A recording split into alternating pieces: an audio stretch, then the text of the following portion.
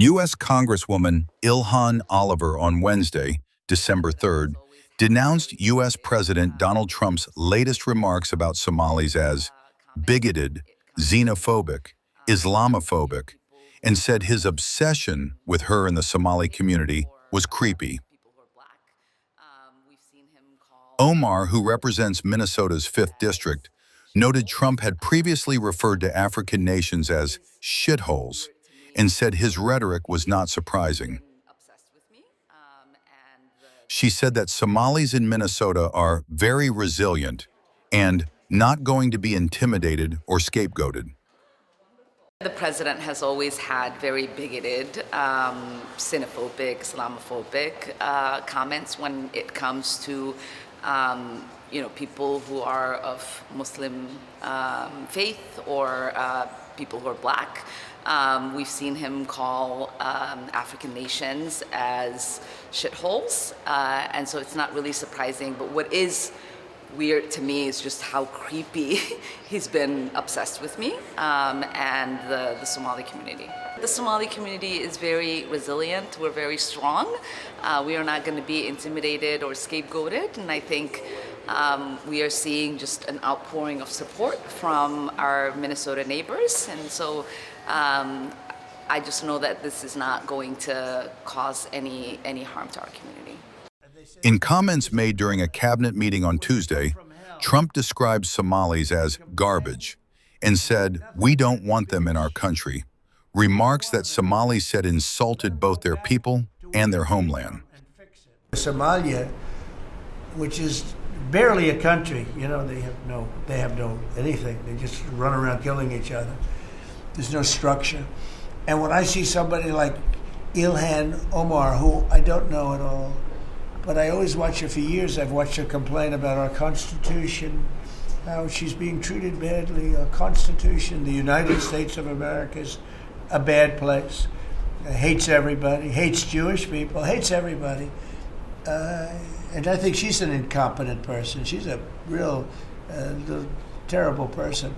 But when I watch what is happening in Minnesota, the land of 1,000 lakes, or however many lakes they have, they got a lot of lakes, but this beautiful place, and I see these people ripping it off, and now I'm understanding, and you're going to look at that, Scott, I hear they ripped off Somalians, ripped off that state for billions of dollars, billions, every year, billions of dollars, and they contribute nothing. The welfare is like 88%. They contribute nothing. I don't want them in our country, I'll be honest with you, okay? Somebody would say, oh, that's not politically correct. I don't care. I don't want them in our country. Their country's no good for a reason. Their country stinks, and we don't want them in our country. I can say that about other countries, too. I can say it about other countries, too. We don't want them to hell. We have to rebuild our country.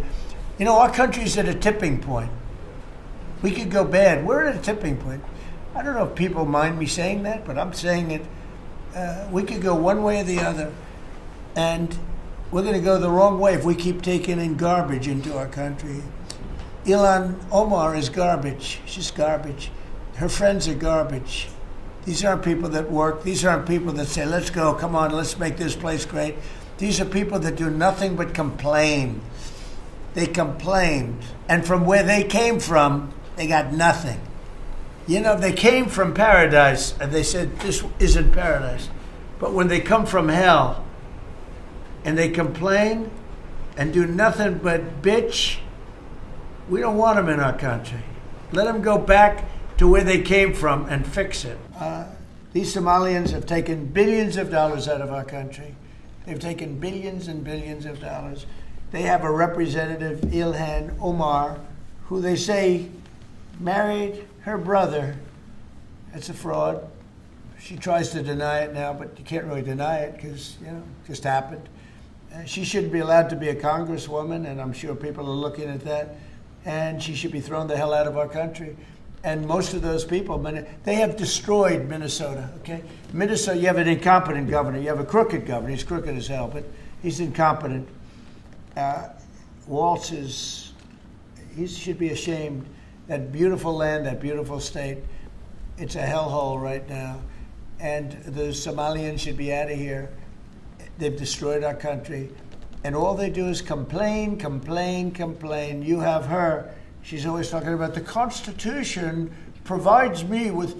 go back to your own country and figure out your Constitution. All she does is complain about this country. Without this country, she would not be in very good shape. She probably wouldn't be alive right now. So Somalia is considered by many to be the worst country on earth. I don't know. I haven't been there. I won't be there anytime soon, I hope. But what Somalia, what the Somalian people have done to Minnesota is not even believable. It's not even believable. And a lot of it starts with the governor. A lot of it starts with Barack Hussein Obama, because that's when people started coming in. And you have to have people come in that are going to love our country, cherish our country. They want to kiss our country goodnight. They talk about our country. We want them to pray for our country. And this is not the people living in Minnesota. And she's a disaster. She should not be, and her friends shouldn't be allowed. Frankly, they shouldn't even be allowed to be congresspeople, okay? They shouldn't even be allowed to be congresspeople because they don't represent the interests of our country. Just earlier today, we saw, sadly, the President of the United States open his mouth to take a whole group of people, a whole country of people, and denigrate just based on where they come from. And the Twin Cities is not a place that tolerates or embraces hate. To say that the hateful and damaging rhetoric that we're hearing from Washington, D.C. right now is reprehensible, and it is not something that represents who our community is or who our country can be. The words that founded this country, the words that launched this American experience, start with "we the people." And I believe that the sacred moments in American history are the moments we've had to decide who the we is, who gets to be included in the we. Do we mean black people? Do we mean women? Do we mean immigrants? Do we mean gay and lesbian teenagers? We have to decide who is a part of the we when we say we the people. We the people. And so when we talk about attacks, racist, Islamophobic, xenophobic attacks on our Somali community, and you combine that with what Mayor Fry just said, the vast majority of our Somali community are citizens. So who he just attacked isn't just Somalis. Who he attacked is Somali Americans. Who he attacked is Americans. And so if the President of the United States is telling you out loud that he hates Americans, then I can't imagine a greater confession of incompetence to do the job that you've been hired to do than to say you don't believe that Americans belong in America. That's what Donald Trump said to us today. And so what you heard the president say today was that he is incompetent and incapable of being a president for the people of the United States, because he just said out loud that he despises Americans. Thank you. I am proud to say I'm a Somali American. This country welcomed me and my family 26 years ago. It has provided me a life that I did not have in Somalia. We came here and we are thankful to be here. I've been educated here, got the opportunity to serve my community, to be a council member. I know many families are fearful tonight. They are.